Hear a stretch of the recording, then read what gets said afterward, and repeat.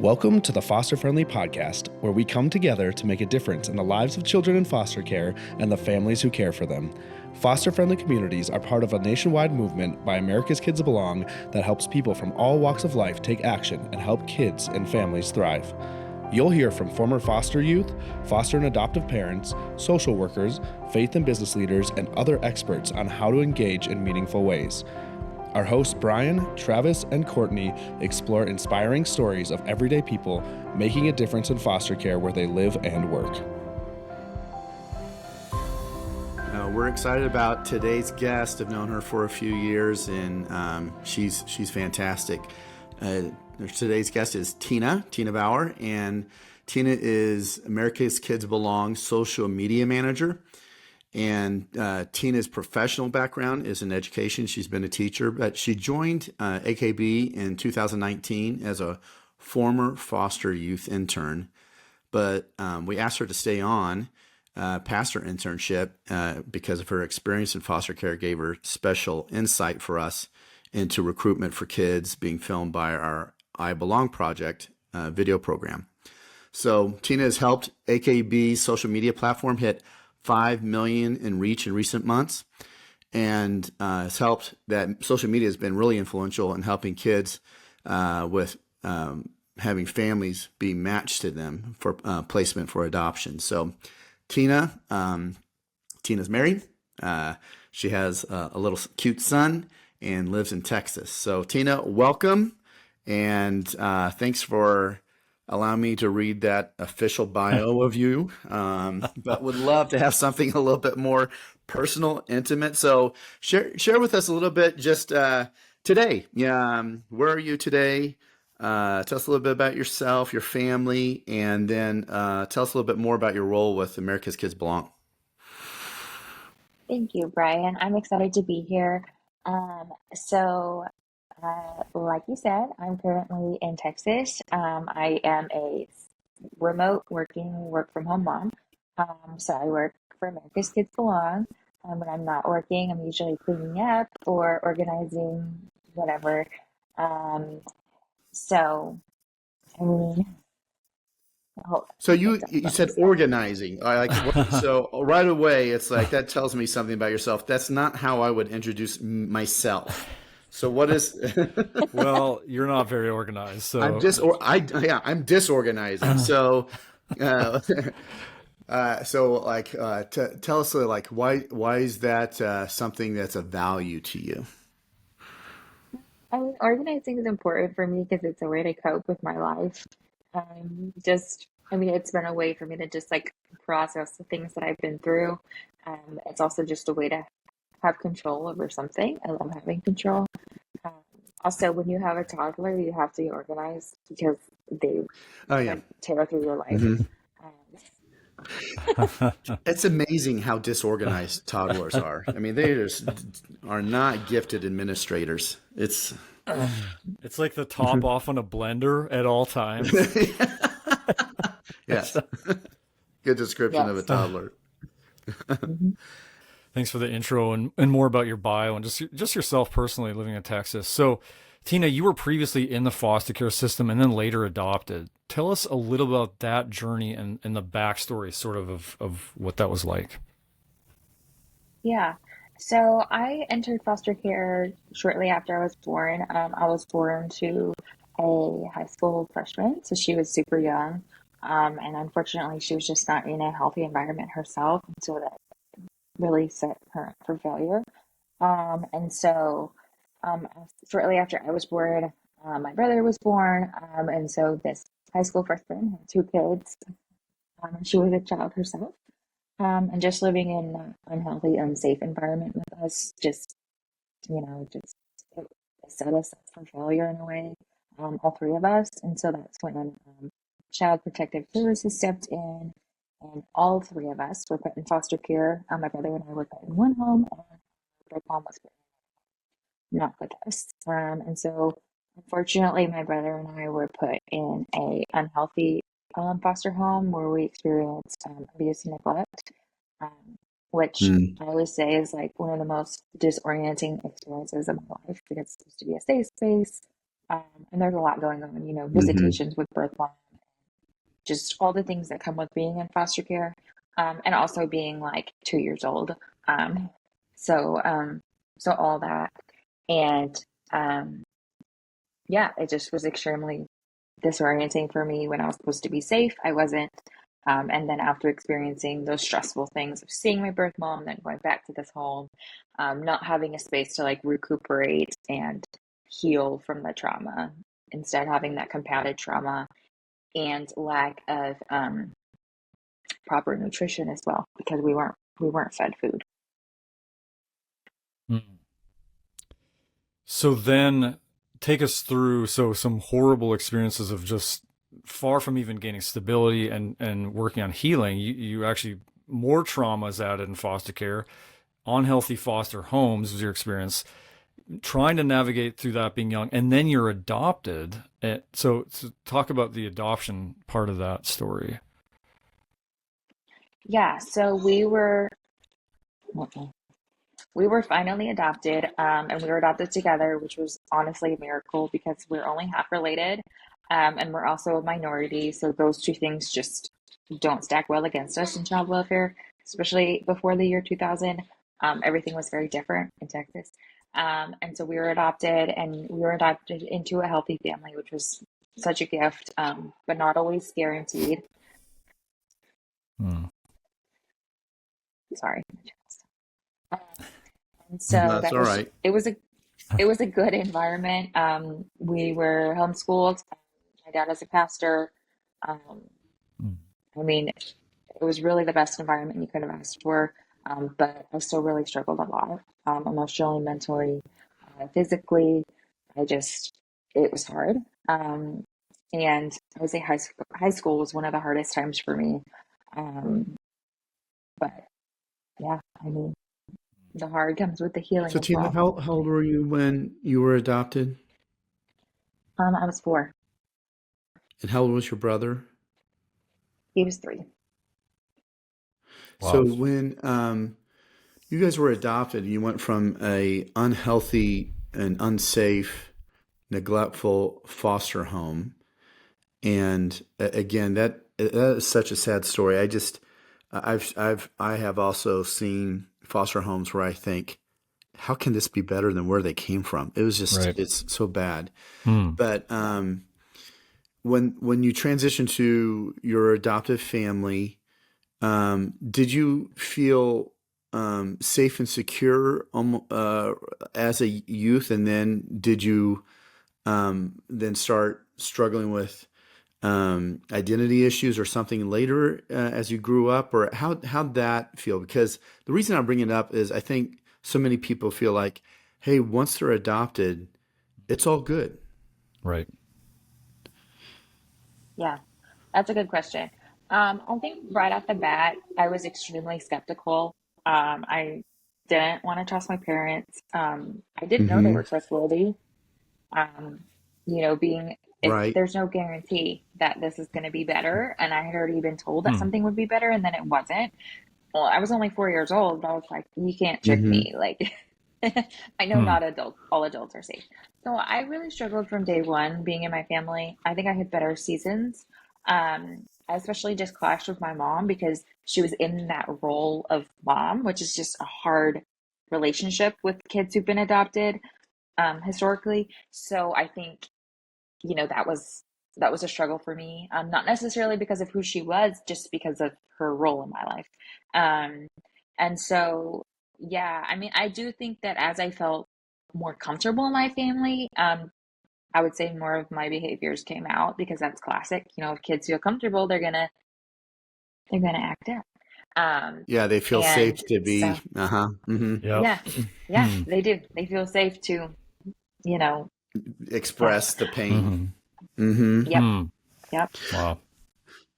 So curious, especially with your brother being adopted with you and wanting to kind of highlight that because that's such a big deal that siblings often are not adopted together. Um, so as a 4-year old that you were in a neglectful foster home, um, had you taken on as a 4-year-old sort of that mothering Mm. thing, and like have you grown out of it yet? You know? Little brother. Yeah, that's a good question. Yes, I would say I definitely grew into that role. Um, like if you ask my brother about foster care, he'll say the only thing he remembers is me. That's it. He doesn't remember anything Mm. else. Um, and so yeah, Hmm. I Mm. definitely grew into that role. I mean, we're only a year and 10 days apart, but I was mommy, I was daddy, I was everyone. Yeah. Even a few years ago in therapy, my therapist was like, "Who was your first kid?" Like that's how you see him, and it Mm. is how I still see him. He's like taller than me and bigger than me and looks older than me, but I'm still in touch. Um, and even growing up, Mm. like my parents and my siblings understood that our relationship was closer than anyone else in the family because we had been each other's family Yeah. before we were adopted. And Mm. that had to be okay. Mhm. Like it was just Right. like we were a family before. And I functioned as an oldest as well, even in my adopted family. But there were times growing up where my Mm. mom would come to me and be like, "Hey, I need your advice. Or could you ask him this?" Or sometimes it was like being Mhm. the third parent at times because she knew that I knew him better and that he trusted me Mm. better than her. And yes, it was hard for her at times as his parent. Um, but it was just like, well, this is just how it is. And even now, sometimes, not as much lately, but even since being married, she'll like call me. She'll be like, "I need your advice. Like, what do I do?" Hmm. So, yeah, That I was gonna say too, like I had interviewed a family that had adopted, I think, a pretty large sibling group, and they made that same point that, well, for some people that does seem overwhelming. The thing people don't realize as well, though, is that the transition, because they're already intact as sort of a family like you described, can also ease the transition into a new family because they have each other and they have their ways to relate together in that transition. I thought that was an interesting thing to think about. yeah. I mean, Yeah. that's so true. I'm sorry. No, excuse me. I've got a little bit of a cough. Um, so I think, yeah, I want to highlight there is a couple things. One is that families who are fostering or adopting siblings, that they really recognize and honor and in no way whatsoever feel jealous of that more natural, deeper relationship, because I mean they've been together this whole time, and so that's something that I it has if the parents recognize it right, it's an incredible benefit to Yeah. helping these children feel safe and healing, that they're not out there feeling all alone. So Tina, with your experience in foster care being negative because you were placed with a foster family that was not nurturing, not safe, um, why would you want to step back into this space as an adult? And what what are you wanting to say into this time so that presumably kids don't have the experience you had? Yeah, I mean, that's a really good question. I began sharing my story on social media. I don't remember, maybe 2017, 2018. And that's actually how AKB found me, was through social media. And I was just, sharing my story, and then people started to relate to it or find it inspiring or seek my advice about something. And I really saw that there was something there.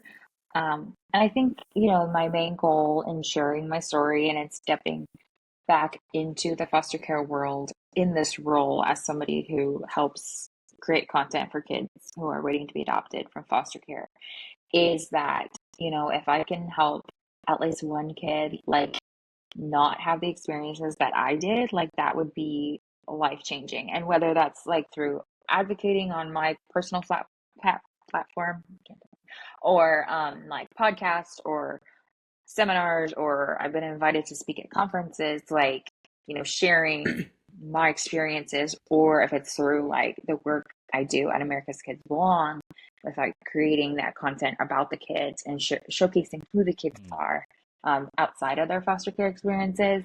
And then hopefully, healthy families will inquire about them. That's kind of how I see it. Yeah. And you bring such a crucial, both experientially, but just your viewpoint, your paradigm of seeing the world through growing up in foster care, and then to be this organization that is about recruiting and supporting foster families, that you bring that sort of sometimes against the grain of like, there can be so much raw to the recruitment side, but then you can kind of slow things down sometimes and look at like, hey, are we focused on this, or just be aware of the kids' perspective in this case? So I know I work directly with you in sort of the marketing, and so we kind of can see that. And then you can also learn too from healthy foster parents that, do bring so much a place of stability and stuff like that. So it's really amazing to have your voice at America's Kids. Yeah. I think if you could share a message to prospective foster parents and current ones and adoptive ones about being healthy parents from the point of view of a child, what advice would you give them? Yeah, I mean, I think if you don't take care of yourself, like you can't take care of your kids. Um, and if you're any kind of parent, or anyone who works with people, honestly, um, especially if you're, parenting kids who've experienced foster care or that kind of trauma, it's exhausting. Um, and one of the reasons why I won't do it. But, I think it's important to take care of yourself as the parent. And I think, as you take care of yourself as the parent, whether that's, saying no to placements, having breaks, asking your community to provide respite care or meals or mow your lawn and do your laundry, those types of things, you're also modeling for your kids. Like this is what it means to regulate. This is what it means to, take care of yourself when life is challenging, Mm-hmm. which I think is also important. And I think about my time in foster care, how I wish I had had somebody who um, took care of themselves and understood that, burnout leads to things that we regret. And, Yeah. just understanding that this is an extremely vulnerable time in my life and for kids who are in foster care. And we need people who are, taking care of themselves and not trying to do it on their own or trying to do it, to impress others or whatever. Like it's not a competition. It's our life and it's our crisis. And, there's no shame in, fostering one kid and then that's it. Like there's no shame in that. Mm-hmm. If you do it Right. well once, like that's amazing. The goal is not to say yes the most amount of times. The goal Right. is to step Oh, in that's so for good. families. Yeah, I love Yeah. that. Oh gosh, that's so good. It's better to do it well once than to do it badly 10 times. Yeah. Yeah. Yeah. And create more trauma that, Mm-hmm. is not needed. It's such a good point. I love that sort of that is part of the platform of your voice in this. And, it's a reminder that self-care isn't selfish. That idea, like when there's a pre-flight check on an airplane, like the first thing they do, grab your mask, grab your oxygen, so that then after that, I mean, it's not help someone else first on their oxygen. I mean, you've got to take care of yourself. We have to ourselves first to be able to care for others. So Tina, I just heard this kind of a good news report for you, and has to do with siblings. So I was just in Georgia a few days ago, and Rebecca, who runs Georgia down there, and maybe you already know this story, but there were three boys who were in three separate foster homes, hadn't seen each other in months, and they were being recruited for adoption to separate families. but fortunately, their caseworker was still advocating for them to be together. So during the I Belong Project video shoot, they were filmed together. And one of the things that came through loud and clear by those boys was they wanted to be together. And the oldest brother, they were doing football stuff, and you could see the younger ones really trying to emulate, copy him. You could see the love. And after the video was filmed and produced, it was then shown to some of the key people in child welfare, and they changed their goal to have them be recruited for adopted together. So, Wow. So anyway, Rebecca told that story, and I hadn't heard it before, and it brought tears to my eyes. So.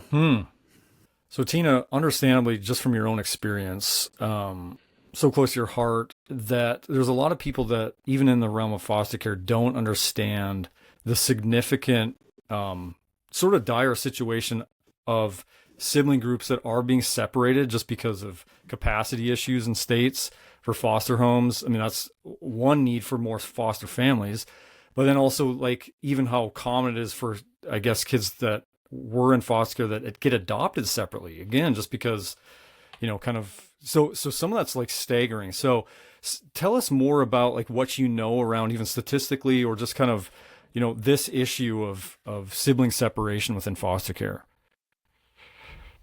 Yeah, I mean, it's honestly tragic. Up to 75% of siblings who enter foster care will not be placed together. And that's just placement. I don't believe that's talking about adoption. And I think you're so right. Like, I think one of the biggest issues is capacity for foster homes.